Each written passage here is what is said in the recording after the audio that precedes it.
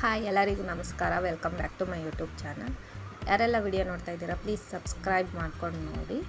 Video ಇಷ್ಟ ಆಯಿತು ಅಂದರೆ ಪ್ಲೀಸ್ ಲೈಕ್ ಮಾಡಿ, ಶೇರ್ ಮಾಡಿ, ಕಮೆಂಟ್ ಮಾಡಿ. ಬನ್ನಿ, ಇವತ್ತು ನಾನು ಹೀರೆಕಾಯಿ ಬಸ್ಸಾರು ಮಾಡ್ತಾಯಿದ್ದೀನಿ. ಅದಕ್ಕೆ ಅಂದ್ಬಿಟ್ಟು ನಾನಿಲ್ಲಿ ಅರ್ಧ kg ಹೀರೆಕಾಯಿ ತೊಗೊಂಡಿದ್ದೀನಿ. ಅದನ್ನೆಲ್ಲ ಸಣ್ಣದಾಗಿ ಕಟ್ ಮಾಡಿ ಇಟ್ಕೊಂಡಿದ್ದೀನಿ. ತೊಳೆದು ಇಟ್ಕೊಂಡಿದ್ದೀನಿ ಒಂದು ಪಾತ್ರೆಗೆ. ಅದಾದಮೇಲೆ ಸ್ವಲ್ಪ ಜೀರಿಗೆ, ಒಂದು 5ರಿಂದ 6 ಮೆಣಸು ತೊಗೊಂಡಿದ್ದೀನಿ. 2 ಗೆಡ್ಡೆ ಬೆಳ್ಳುಳ್ಳಿ ತೊಗೊಂಡಿದ್ದೀನಿ. ಆಮೇಲೆ ಹಸಿಮೆಣ್ಸಿನ್ಕಾಯಿ ತೊಗೊಂಡಿದ್ದೀನಿ. 6ರಿಂದ 7 ಹಸಿಮೆಣ್ಸಿನ್ಕಾಯಿ ತೊಗೊಂಡಿದ್ದೀನಿ. ಸ್ವಲ್ಪ ಹುಣಸೆಹಣ್ಣು ತೊಗೊಂಡಿದ್ದೀನಿ, ನಿಂಬೆಹಣ್ಣು ಗಾತ್ರದಷ್ಟು. 1 ಟೊಮೊಟೊ ತೊಗೊಂಡಿದ್ದೀನಿ ದೊಡ್ಡ ಸೈಜು. ಸ್ವಲ್ಪ ತೆಂಗಿನಕಾಯಿ ತೊಗೊಂಡಿದ್ದೀನಿ. 2 ದಪ್ಪ ಸೈಜ್ ಈರುಳ್ಳಿ ಕಟ್ ಮಾಡಿ ಇಟ್ಕೊಂಡಿದ್ದೀನಿ.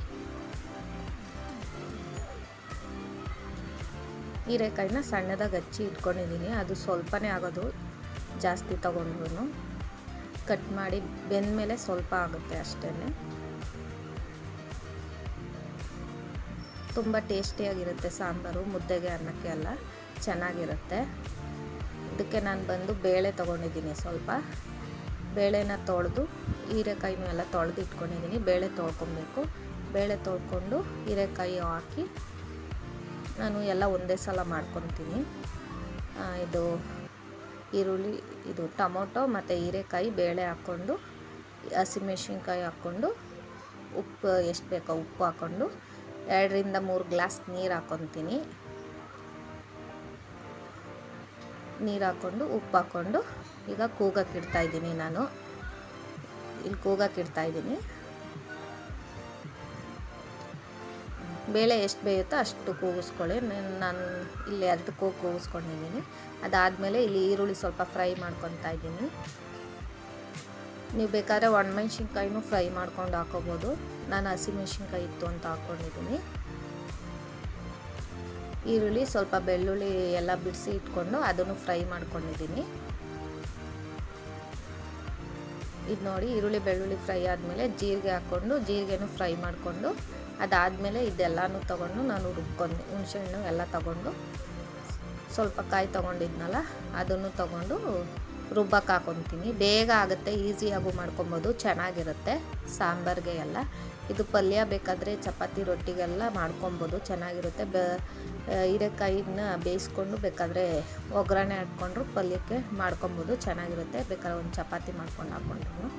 ಇಲ್ಲಿ ನೋಡಿ, ನಾನು ತೆಂಗಿನಕಾಯಿ ಹಾಕ್ಕೊಂಡು, ಸ್ವಲ್ಪ ಕೊತ್ತಂಬರಿ ಹಾಕ್ಕೊಂಡು ಫ್ರೈ ಮಾಡಿದ್ನಲ್ಲ ಅದನ್ನು ಹಾಕ್ಕೊಂಡು, ಈರುಳ್ಳಿ ಬೆಳ್ಳುಳ್ಳಿ ಎಲ್ಲ ಫ್ರೈ ಮಾಡ್ಕೊಂಡಿದ್ನಲ್ಲ, ಹುಣಸೆಹಣ್ಣು ಎಲ್ಲ ಹಾಕ್ಕೊಂಡು ರುಬ್ಕೋತಾ ಇದ್ದೀನಿ. ಅಲ್ಲಿ ಹೀರೆಕಾಯಿದು ಬೆಂದಿತ್ತು.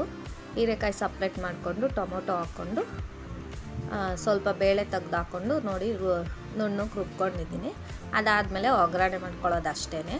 ಒಗ್ಗರಣೆಗೆ ಅಂದ್ಬಿಟ್ಟು ಈರುಳ್ಳಿ, ಸಾಸಿವೆ, 1 ಟೇಬಲ್ ಸ್ಪೂನ್ ಎಣ್ಣೆ ಹಾಕ್ಕೊಂಡು, ಕರಿಬೇವು ಹಾಕ್ಕೊಂಡು ಒಗ್ಗರಣೆ ಮಾಡಿಕೊಂಡು, ಈ ರುಬ್ಬಿಟ್ಕೊಂಡಿದ್ನಲ್ಲ ಅದನ್ನು ಸೇರಿಸ್ಕೊಂಡು ಚೆನ್ನಾಗಿ ಕುದಿಸ್ಕೊಬೇಕು. ಸಾಂಬಾರು ಚೆನ್ನಾಗಿ ಕುದಿಸ್ಕೊಂಡ್ರೆ ಸಾಂಬಾರು ರೆಡಿ ಆಗುತ್ತೆ ನೋಡಿ.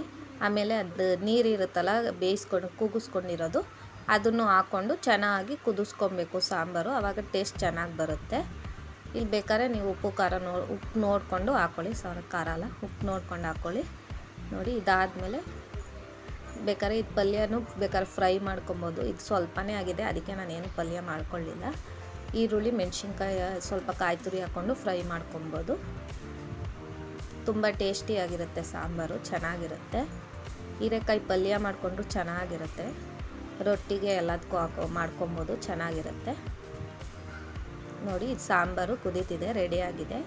ಈ ವಿಡಿಯೋ ನಿಮ್ಗೆ ಇಷ್ಟ ಆಯಿತು ಅಂದರೆ ಪ್ಲೀಸ್ ಲೈಕ್ ಮಾಡಿ, ಶೇರ್ ಮಾಡಿ, ಸಬ್ಸ್ಕ್ರೈಬ್ ಮಾಡಿಕೊಂಡು ನಮಗೆ ಸಪೋರ್ಟ್ ಮಾಡಿ. Thank you for watching.